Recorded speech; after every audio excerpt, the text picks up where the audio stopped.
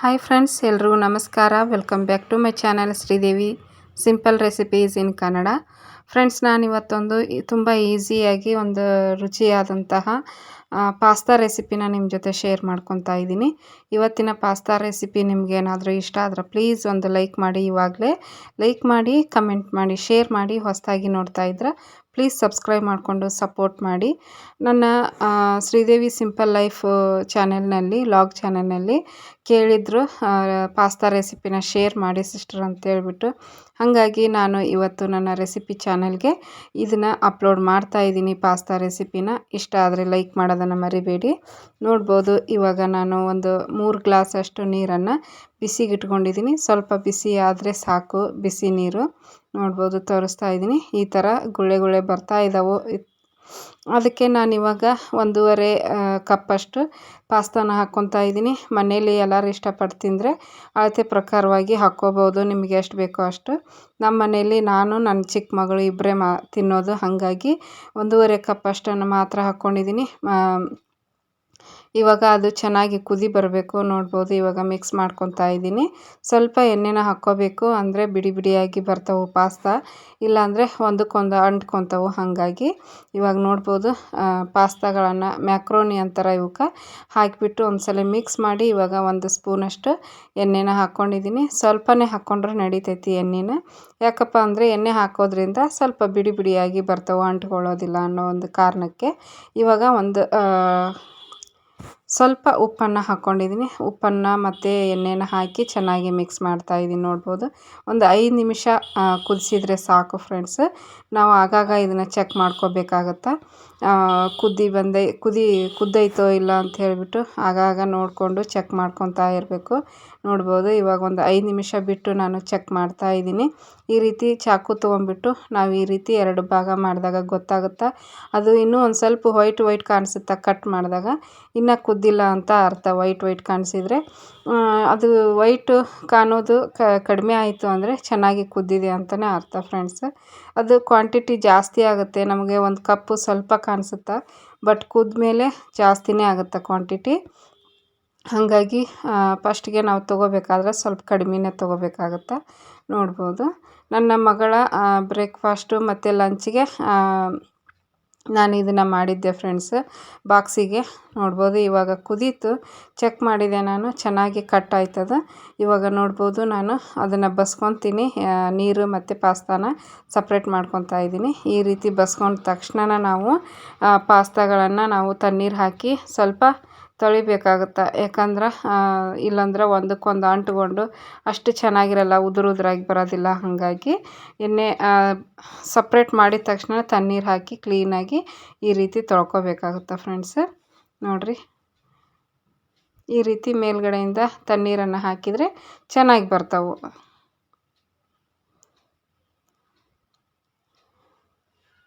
ನೋಡ್ಬೋದು, ಇವಾಗ ನಾನು ನೀರು ಹಾಕಿ ಮತ್ತೆ ಅದನ್ನು ನೀರೆಲ್ಲ ಬಸಿಯೋ ಥರ ಇಡ್ತೀನಿ. ಬೇಕಂದರೆ ಇದ್ರ ಮೇಲ್ಗಡೆನೂ ಕೂಡ 1 ಸ್ಪೂನಷ್ಟು ಎಣ್ಣೆನ ಹಾಕ್ಕೋಬೋದು. ಎಣ್ಣೆ ಹಾಕ್ಕೊಂಡು ಮಿಕ್ಸ್ ಮಾಡಿದರೆ ಇನ್ನೂ ಚೆನ್ನಾಗಿ ಬಿಡಿ ಬಿಡಿಯಾಗಿ ಬರ್ತಾವೆ.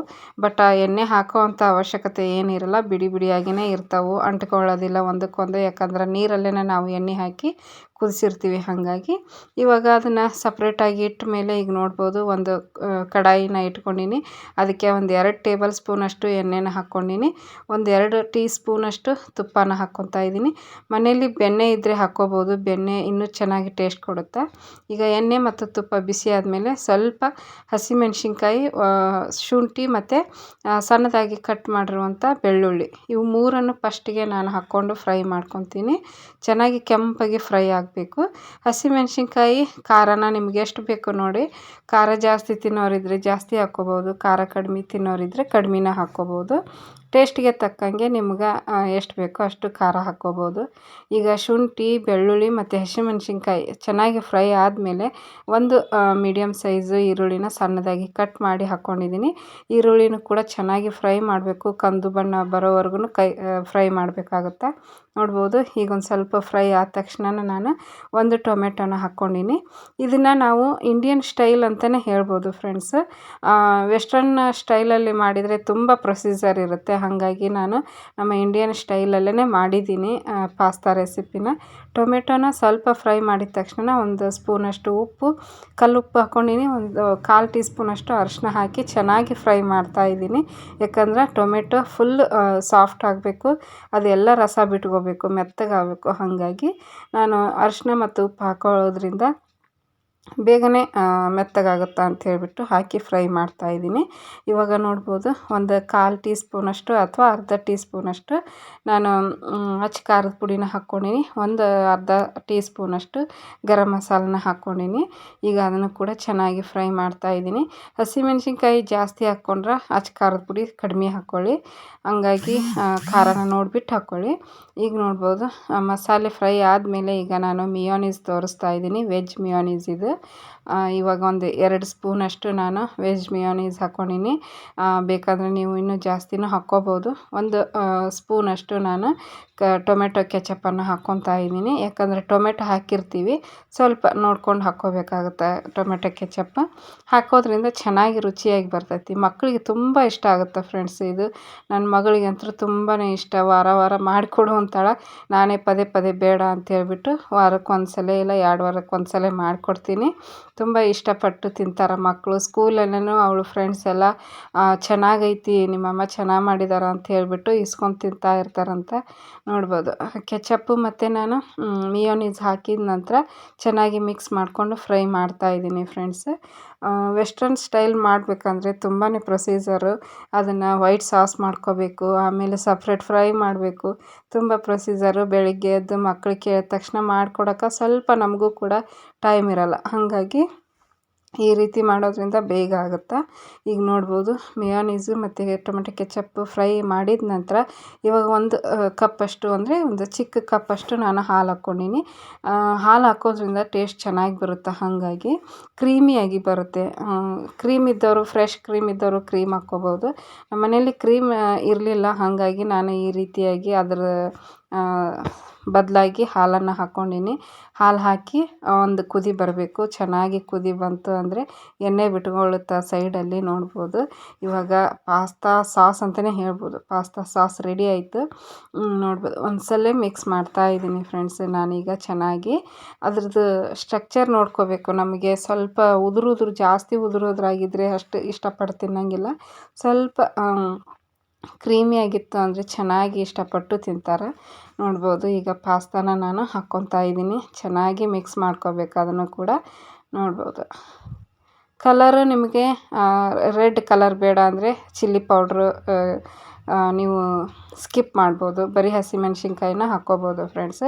ನಮಗೆ ಫುಲ್ ಬೇಕು, ಫುಲ್ ವೈಟಾಗಿ ಬೇಕು ಅಂದರೆ ರೆಡ್ ಚಿಲ್ಲಿ ಪೌಡ್ರನ್ನ ಸ್ಕಿಪ್ ಮಾಡಿ, ಅದ್ರ ಬದಲು ಹಸಿಮೆಣ್ಸಿನ್ಕಾಯಿನ ನೀವು ಹಾಕ್ಕೋಬೋದು. ನೋಡ್ಬೋದು ಈಗ ಚೆನ್ನಾಗಿ ಮಿಕ್ಸ್ ಮಾಡ್ತಾಯಿದ್ದೀನಿ. ಮಕ್ಕಳಿಗೆ ಕೇಳ್ತಿರ್ತಾರೆ ಮನೆಯಲ್ಲಿ ಪಾಸ್ತಾ ಮಾಡಿಕೊಡು ಅದು ಇದು. ಯಾಕಂದ್ರೆ ಅವರು ಫ್ರೆಂಡ್ಸ್ ಎಲ್ಲ ತೊಗೊಂಬಂದಿರ್ತಾರೆ ನೋಡಿರಿ, ಹಂಗೆ ಇವ್ರಿಗೂ ತಿನ್ನಬೇಕು ಅನ್ನೋದು ಇಷ್ಟ ಆಗುತ್ತೆ. ಆವಾಗ ಮಕ್ಕಳಿಗೆ ನಾವು ಮನೆಯಲ್ಲೇ ಈ ರೀತಿ ಈಸಿಯಾಗಿ ರುಚಿಯಾಗಿ ಮಾಡಿಕೊಡ್ಬೋದು. ಇವಾಗ ನಾನು ಪಿಜ್ಜಾ ಜೊತೆಗೆ ಬಂದಿರುವಂಥ ರೆಡ್ ಚಿಲ್ಲಿ ಫ್ಲೇಕ್ಸ್ ಇತ್ತು, ಅದನ್ನು ಕೂಡ ಹಾಕ್ತಾಯಿದ್ದೀನಿ. ಆಮೇಲೆ ಆರಿಗ್ಯಾನೋ ಅಂತ ಬರುತ್ತೆ, ಅದನ್ನು ಕೂಡ ಹಾಕ್ಕೋಬೋದು. ಖಾಲಿಯಾಗಿತ್ತು, ಹಾಗಾಗಿ ನಾನು ಆರಿಗ್ಯಾನೋ ಹಾಕ್ಕೊಂಡಿಲ್ಲ. ಮನೇಲಿ ಏನಾಯಿತು ಇರುವಂಥ ಪದಾರ್ಥಗಳನ್ನು ಯೂಸ್ ಮಾಡಿಕೊಂಡು ನಾನು ಪಾಸ್ತಾ ರೆಸಿಪಿನ ಶೇರ್ ಮಾಡ್ಕೊತಾ ಇದ್ದೀನಿ. ನಿಮ್ಮ ಮನೇಲೂ ಕೂಡ ಅಷ್ಟೇ, ಮನೇಲಿ ಏನಾಯಿತು ಅದನ್ನೇ ಯೂಸ್ ಮಾಡಿಕೊಂಡು ಮಾಡ್ಬೋದು ಫ್ರೆಂಡ್ಸ್. ಮೇಯೋನೈಸ್ ಹಾಕೋದ್ರಿಂದ ಟೇಸ್ಟ್ ಅಂತೂ ಸೂಪರಾಗಿರುತ್ತೆ. ನೋಡಿಕೊಂಡು ಒಂದ್ಸಲ ಟ್ರೈ ಮಾಡಿ ನೋಡಿರಿ. ಮೇಯೋನೈಸ್ ಹಾಕಿ ಮಾಡಿ ಸೂಪರಾಗಿರುತ್ತೆ ಪಾಸ್ತಾ ರೆಸಿಪಿ. ಇವಾಗ ಮೇಲ್ಗಡೆ ನಾನು ಒಂದು ಸ್ವಲ್ಪ ಕೊತ್ತಂಬರಿ ಸೊಪ್ಪನ್ನು ಹಾಕ್ಕೊಂಡಿದ್ದೀನಿ. ಕೊತ್ತಂಬರಿ ಸೊಪ್ಪು ಹಾಕಿ ಚೆನ್ನಾಗಿ ಕೊತ್ತಂಬರಿ ಸೊಪ್ಪು ಹಾಕಿ ಚೆನ್ನಾಗಿ ಮಿಕ್ಸ್ ಮಾಡಬೇಕು ಫ್ರೆಂಡ್ಸ್. ಹಂಗೆ ಗಾರ್ನಿಷ್ಗೆ ಬೇಕಂದ್ರೆ ಮೇಲ್ಗಡೆ ಹಾಗೆ ಬಿಟ್ಟರೂ ನಡಿತೈತಿ, ಚೆನ್ನಾಗಿರ್ತೈತಿ. ನೋಡ್ಬೋದು ಎಷ್ಟು ಚೆನ್ನಾಗಿ ಬಂದೈತಿ. ನಮ್ಗೆ ಇನ್ನೂ ಸ್ವಲ್ಪ ಏನಂದರೆ ಕ್ರೀಮಿಯಾಗಿ ಆಮೇಲೆ ಗ್ರೇವಿ ಇರಬೇಕು ಅಂತಂದರೆ ಇನ್ನೊಂದು ಸ್ವಲ್ಪ ನೀರು ಅಥವಾ ಹಾಲನ್ನು ಹಾಕ್ಕೊಂಡು ಚೆನ್ನಾಗಿ ಮಿಕ್ಸ್ ಮಾಡ್ಕೋಬೇಕು. ಉಪ್ಪನ್ನು ಟೇಸ್ಟಿಗೆ ತಕ್ಕಂಗೆ ಹಾಕ್ಕೊಳ್ಳಿ. ಇಷ್ಟ ಆದರೆ ಲೈಕ್ ಮಾಡಿ, ಕಮೆಂಟ್ ಮಾಡಿ, ಶೇರ್ ಮಾಡಿ. Thanks for watching.